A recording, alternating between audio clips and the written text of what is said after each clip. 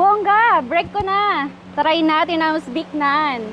May nakita nga ako ditong bakery ng mga cheese naan. So ngayon break ko na, kaya ititikman ko yung Uzbek naan nila. Marami na ako natikman na naan, like cheese naan. Pero yung Uzbek naan, hindi ko pa siya natikman. Kaya in-order ko siya, titikman ko kung masarap. Meron silang chapati, 150 dirhams. Tsaka alo naan, 5 dirhams.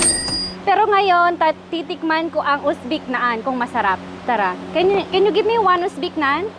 Uzbek naan? Uzbek naan. 3.50 dirham. Okay, 3.50 dirhams. Let's try Uzbek naan. Okay, one Uzbek naan. One Uzbek naan. ها؟ يا وزبك يا uzbek naan tawala ka. يا وزبكنا Yeah. يا وزبك وتولكم Okay, okay. So, tatry ko po ang Uzbek naan kung masarap ba talaga siya. Balitaan ko kayo kung masarap. Hinihintay ko pa, kaka-order ko lang. Marami silang mga niluluto, hindi lang yung Uzbek naan. Meron ding iba-ibang naan. Pakita ko sa inyo. So, ayan yung mga kanilang ibang tinitinda. May yung parata omelette, Uzbek naan, yung ayun yung in-order ko. Meron din silang, ewan ko niyan kung masarap ba yung kema naan. Afghani bread sesame. Ito na nga ang aking order. Uzbek naan. Tingnan mo, pakasarap nga naman. So, tikman na natin ang Uzbek naan. Let's see, brother. Wow! Uzbek naan. Try it.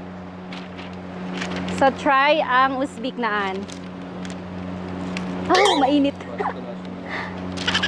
Hot! Another one. Mainit pa ang Uzbek naan pero mukhang masarap. Try natin. Yummy! Pero masarap siya. Pang 2 tao na siya, ang laki-laki. Wow! Kaya yung mga nasa Petsa de Peligro na, pwede na kayo mag-order nito. 350 lang, malaki na. Thank you, brother. Thank you. Kainin ko na lang mamaya, hindi ko maubos eh. Thank you for watching. Nakalibre pa nga ako, guys. Dahil dyan, thank you kay boss. Sino ba may-ari ng shop na to? Thank you sa'yo. Thank you, thank you.